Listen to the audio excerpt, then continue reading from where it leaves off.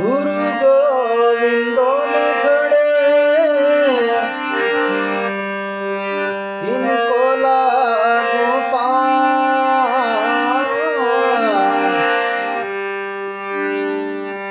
बलिहारी मारा गुरुदेवरी हे भाई गोविंदियो रे बता।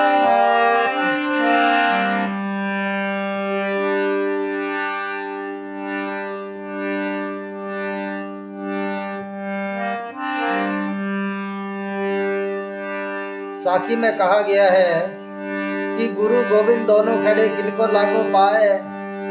बलिहारी मारा गुरुदेव री गोविंद दियो बताए।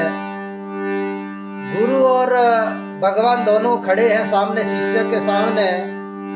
शिष्य को दुविधा है कि मैं सबसे पहले किसको प्रणाम करूं। तो विचार करता है कि मैं भगवान को पहले प्रणाम करूं।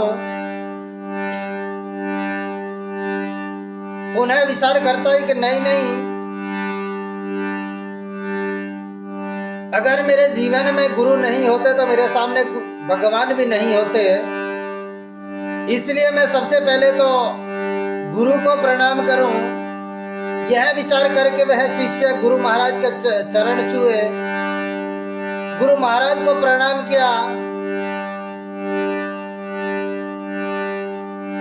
इसलिए साखी में कहा गया है कि भगवान से बड़े गुरु होते हैं, क्योंकि गुरु ही भगवान के दर्शन करवाते हैं, गुरु ही भगवान तक ले जाते हैं। इसलिए शास्त्रों में और महापुरुषों ने कहा है कि भगवान से बड़े गुरु होते हैं। और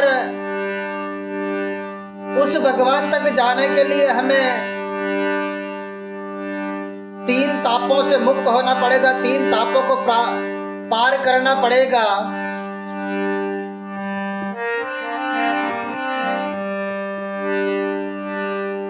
देहिक ताप, देविक ताप और भौतिक ताप, इन तीनों तापों से पर हो जाएंगे, तब जाके हम परमात्मा के धाम में जा सकेंगे। देहिक यानी क्षुधा, त्रियादि दुख और शारीरिक दुख को आध्यात्मिक ताप कहते हैं। यानी इन्हें शरीर पर कोई भी बीमारी हो, पर वह सदगुरु के शरण में जाने से वह बीमारी भी ठीक हो जाती है। देविक ताप यानी जो देवता द्वारा मिलने वाला ताप, जब हम सदगुरु के शरण में जाएंगे तो वह भी दूर हो जाएगा। जैसे ग्रह, वायु, अग्नि, भूकंप आदि से उत्पन्न हुए दुख को देविक ताप कहा जाता है। भौतिक ताप यानी जैसे सिंह, सर्प, स्वरादि को, भय को अधिभूत ताप कहते हैं।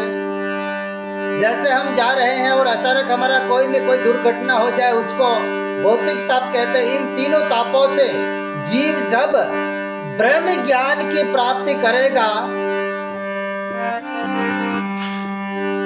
तब ही इन तापों से निर्भय होगा।